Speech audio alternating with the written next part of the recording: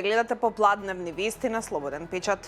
Со сослушување на нови сведоци за трагедијата, но и законски застапници на оштетените, продолжува судењето за трагедијата што се случи во Кочанската дискотека Пулс, каде што загинаа 63 млади луѓе и над 200 беа повредени. На денешното рочиште, како што беше најавено, треба да бидат сослушани 5 сведоци. Изјава пред денешното рочиште даде Јулија Златкова, мајката на Тома Златков, кој загина во трагедијата. Таа посочи дека братот на сопственикот на дискотеката Пулс од затвор врши притисок врз сведоците. Имаме сознание дека лицето ЈЈ, кое се наоѓа на издржување мерка притвор во затворот во Скопје, му дава мобилен телефон на користење на лицето Тодор Јованов, брат на монструмот кој преку Вибер комуникација врши притисок врз сведоците на обвинителството. Ги повикуваме надлежните служби да ја проверат оваа информација и детално да ги проверат и комуникациите остварени преку овој телефон, рече Златкова.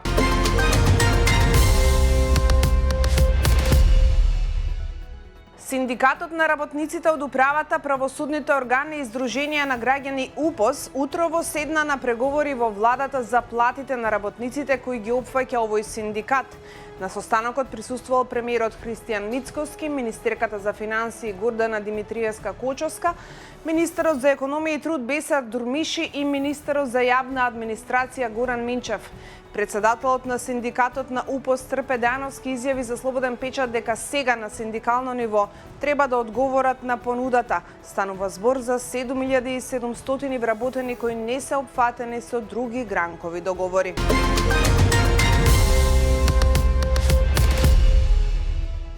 Утринава почна рушењето на модуларната болница во близина на инфективната клиника. Багерите ја срамнија со земја конструкцијата која својата намена имаше во пандемијата со COVID-19, но подоцна беше руинирана, со пропаднати подови и без никаква функција.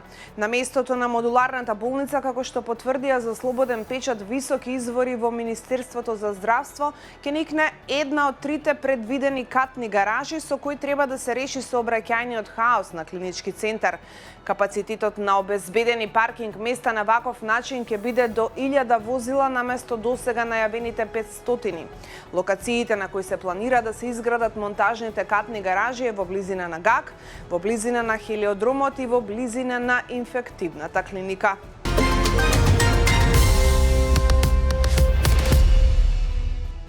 Измените и дополнувањата на кривичниот законник донесоа ново кривично дело – злоупотреба на туѓа снимка, фотографија, аудиозапис или спис со сексуално експлицитна содржина, со што за прв пат се санкционира неовластеното споделување, заканување и манипулирање со вакви интимни содржини.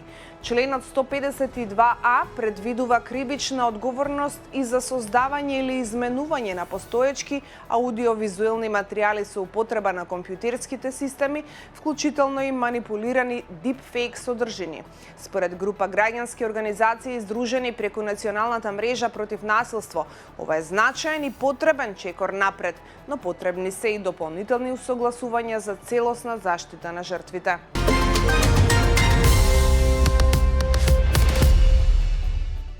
Граѓанската иницијатива за безбедно детство покрена петиција со која бара воведување забрана за употреба на социјални мрежи за деца до 12 години и регулација на пристапот за малолетници до 16 години во Македонија.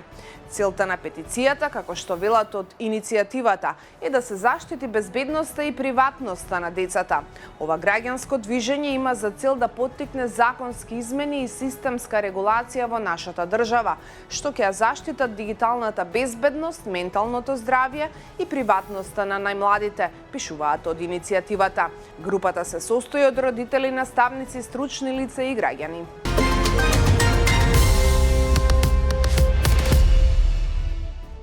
Специјалниот американски пратеник Стив Витков изјави дека делегациите од САД, Украина и Русија Денес се согласиле да размена 314 затвореници, што е прва таква размена за 5 месеци, јавуваат медиумите. Американскиот дипломат не откри колку затвореници ќе размени секоја земја.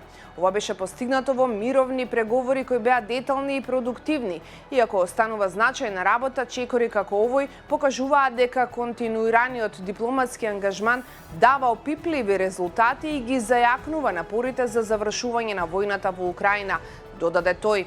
Главниот преговарач на Киев во среда исто така го прогласи првиот ден од новата рунда разговори во Абу Даби за продуктивен, иако судирите на фронтот продолжуваат.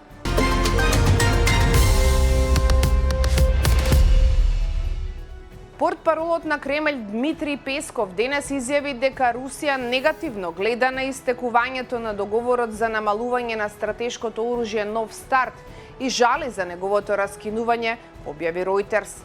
Договорот истекува. Ние тоа го гледаме негативно и жалиме за тоа, изјави Песков пред новинарите, додавајќи дека иницијативата на Русија да ги задржи ограничувањата на договорот уште една година по неговото истекување не добила одговор од другата страна. Претходно рускиот претседател Владимир Путин изјави дека Русија е подготвена да продолжи да се придружува кон ограничувањата од договорот Нов старт една година по неговото истекување, под услов САД да возвратат со истите мерки.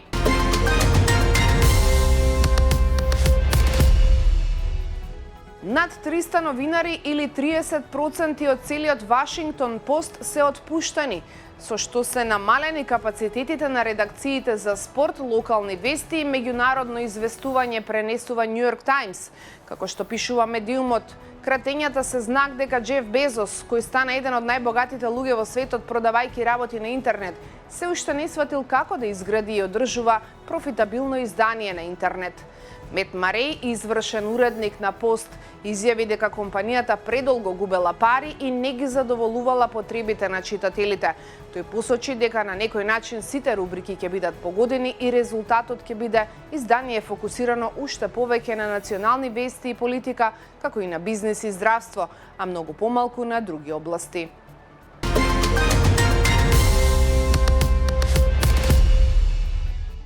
Албанската влада ја укина привремената забрана за TikTok воведена пред 11 месеци според официјален документ на кабинетот објавен од локалниот печат, чија автентичност денес беше потврдена за АФП од кабинетот на премиерот.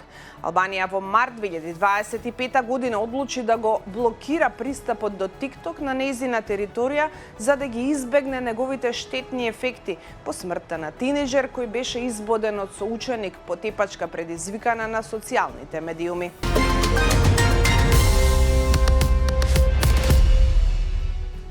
Група активисти облечени како Робин Худ упаднаа во продавница за храна во Монтреал во вторник вечерта, земајќи производи без да платат и дистрибуирајќи ги до градските фрижидери во символичен протест против зголемувањето на цените на храната во Канада, објавила прес. Организацијата, што се нарекува себе си Робин од улиците, ја презеде одговорноста, белејќи дека околу 60 лица, некои со капи што посетуваат на легендарниот народен херој, влегле во продавница, земале храна и други производи и ги дистрибуирале до неколку општински фрижидери во градот и до социјалните згради во соседството каде живеат сиромашни граѓани.